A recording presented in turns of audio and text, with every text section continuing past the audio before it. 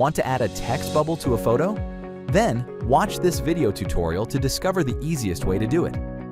We'll be using PhotoWorks, an AI-powered photo editor. For starters, run the program and click Open Photo to load the picture you'd like to edit.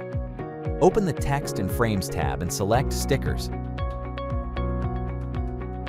Look through the bubble styles and choose the one that suits your picture the best. Then adjust the size and position of the sticker. Hit the Add Text button and type in your text.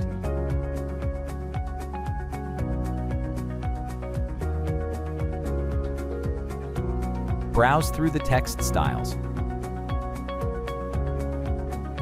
Choose one and customize it if necessary. Let's change the color and shadow opacity.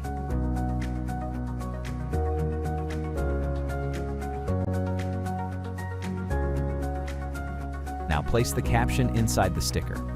Use the handles to make it fit the speech bubble.